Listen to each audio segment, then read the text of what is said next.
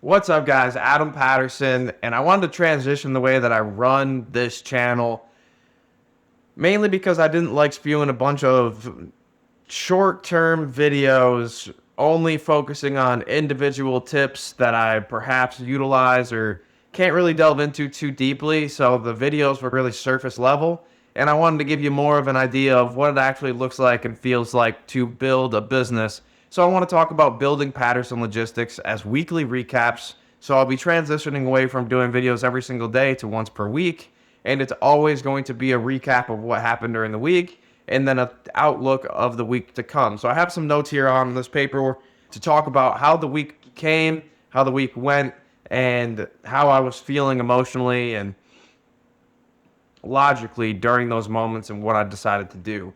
So to start the week off, as last week was ending, I thought I was pretty light on freight.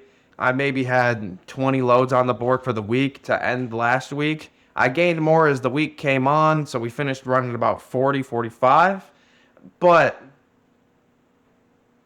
when you're looking from a Friday into what the week is looking like, having only 20 loads on the board, it can be terrifying because that's 4 loads a day on average, which is decent. You don't really need that much freight to make any margin. You can make a lot of margin on one load. I prefer a volume game for the most part, so I always want more volume. I'm looking to run maybe 100, 200 loads every single week. I'm not looking to run 20 to 40 loads every week. But 40 loads per week on average, 40 to 50 is where I end up at, is in the sweet spot right now. But I was thinking, I'm pretty light on freight. This is an oh shit moment. I'm not going to have the margin where I want it to be, although it is still decent margin.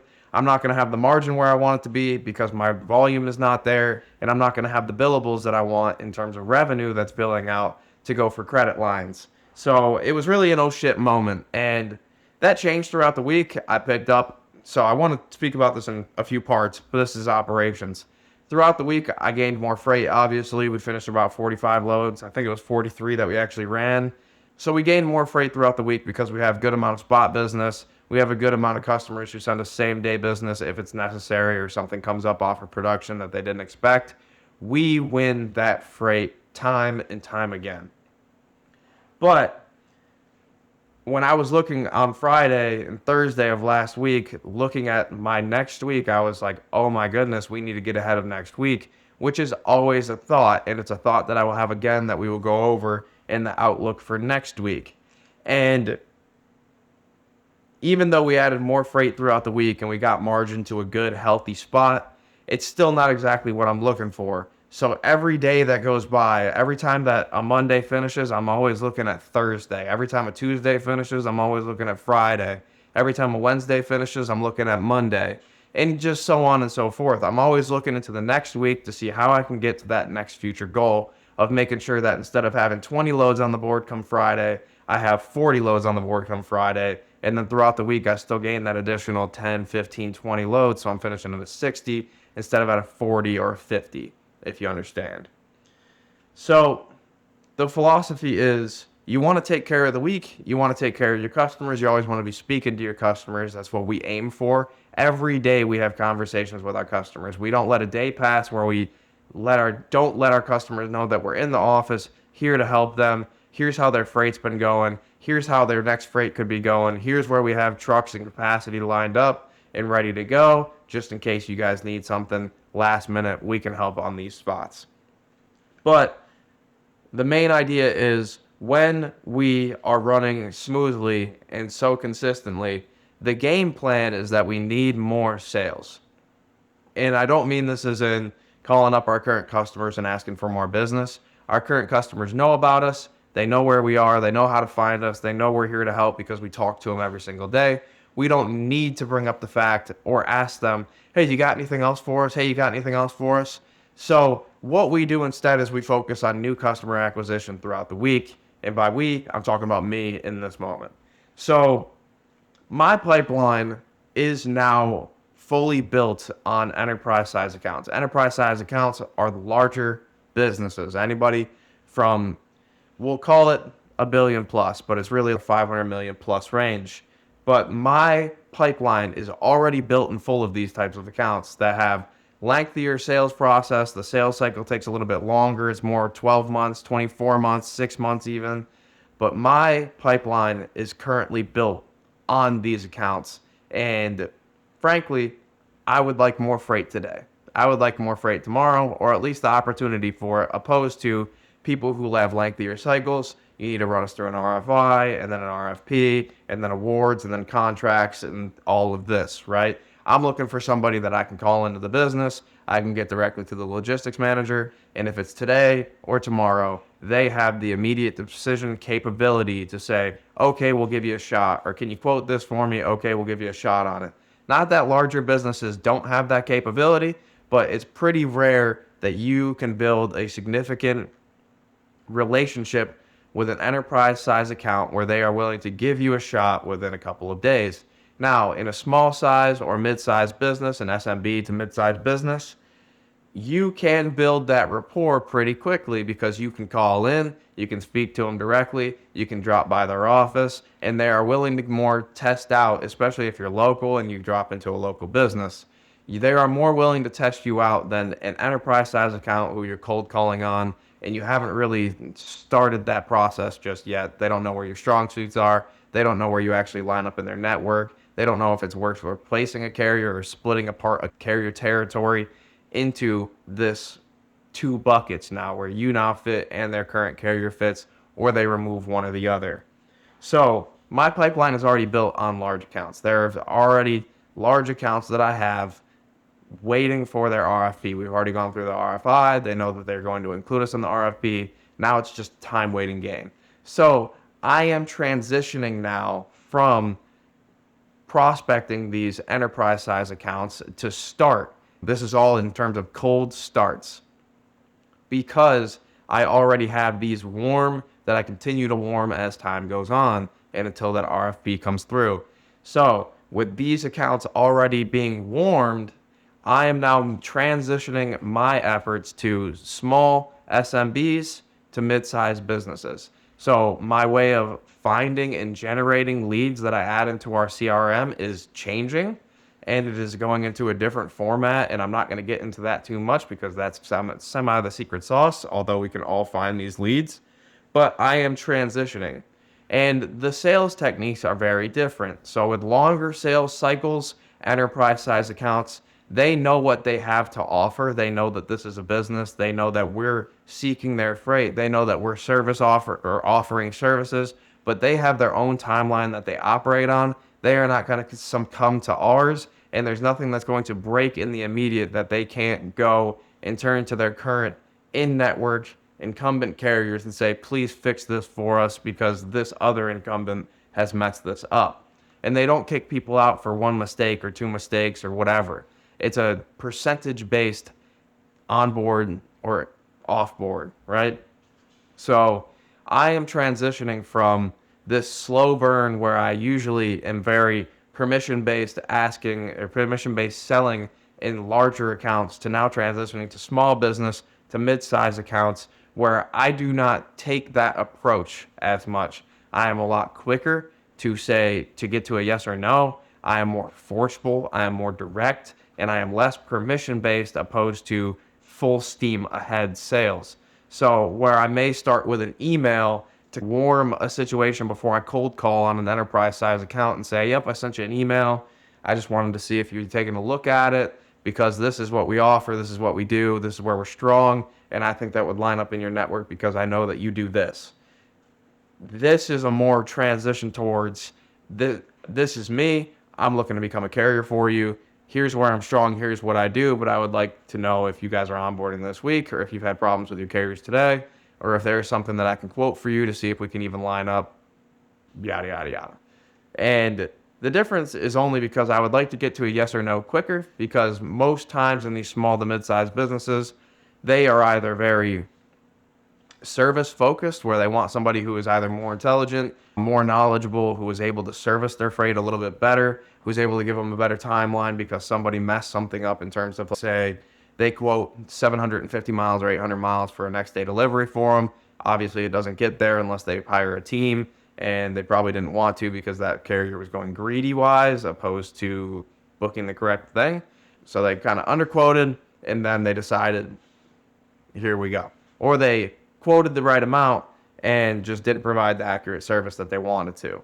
So that's one route it goes. Some small to mid-sized businesses, they're in very strong growth mode, so they're looking to keep their costs as low as possible, more like an enterprise size account where they're looking to mitigate costs and pricing in order to drive that profitability so that they can reinvest into the company. So what they do, they're looking for the cheapest carrier possible. So with those, you just say, I'm looking to become a carrier for you. And they usually tell you up front, they say, hey, this is what I do. We have 48,000 carriers that we quote with. We just put you on a list. Every time that we quote it, we go with the cheapest one. And they are not exclusive. They will onboard anybody who wins the load, and that's just how that goes. And you can accept those opportunities or you can decide to decline those opportunities. You just know that you're not going to provide them with the best service on the planet. You're not providing them tracking updates all the time. You're not answering their calls 24/7. Maybe you are if you're desperate for it, but that would not be what I would be doing. I wouldn't be focusing my energy and efforts on an account that is trying to squeeze out all of my profits because they want all of the profits. You know what I mean? But these are the type of accounts that I am looking to onboard currently. Not so much the price-based ones, but if they're in the mix, they're in the mix.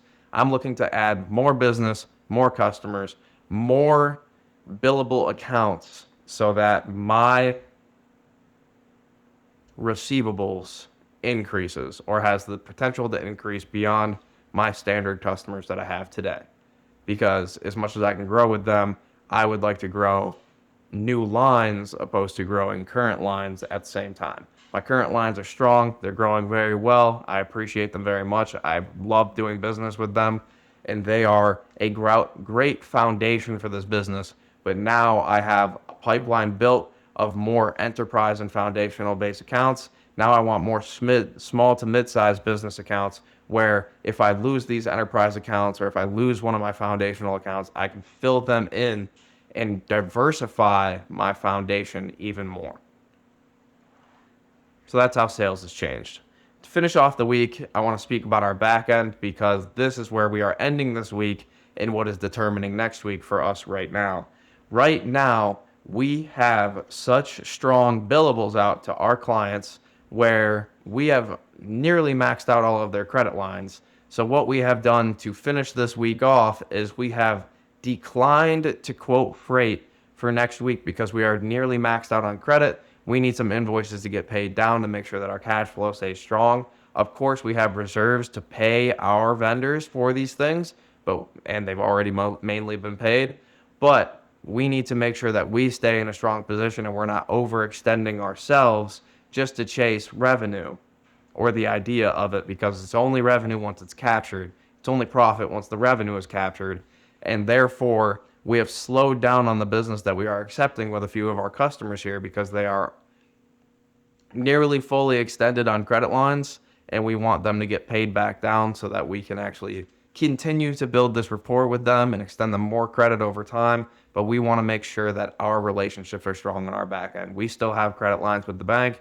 We have to pay those credit lines down, which is where our float comes from and our reserves comes from or comes into play. And we don't want to deplete ourselves. We don't want to ruin our relationship with our bank. So there is a point where you have to draw the line, and that is where we finish this week. So looking into next week, we do not have too much freight on the board, and that has been fairly strategic on our part. We don't want to burn our relationships, and we can easily say to our customers, we would love to work with you. We want to continue working with you. We just have extended our credit lines a little bit too far for you guys currently, and we just need these invoices to get paid down, and then we can get right back to doing business as we are, and we'll keep the relationship up. We're not going to burn anybody. It's not that we're saying no to working with them. It's we're saying we're overextended on credit, and we need these invoices to be paid. So that is where we are at to finish the week currently. So with that outlook for next week, if we don't have too much freight on the board, we still have freight on the board because we still have customers who are not overextended. They pay their invoices within 8 to 10 days. They're not at the full 30 days. And with how we run and operate, very volume heavy, a lot of our customers, their invoices are not past due. They're just coming due, and we're extended on the credit lines as far as we can go.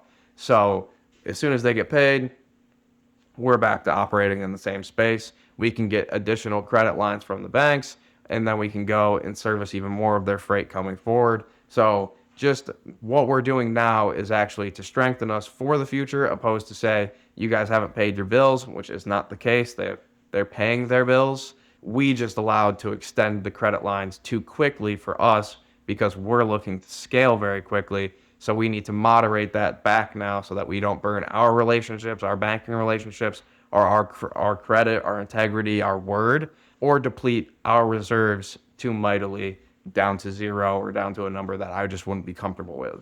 So in order to do that, we have to slow down on the intake of freight for the next week or so, which is fine because obviously as receivables come in, we're still capturing that money, which means we still have money coming in and everything is going to work out just fine. We still keep a good amount of reserves to plan for things like this because this is one of those emergency cases.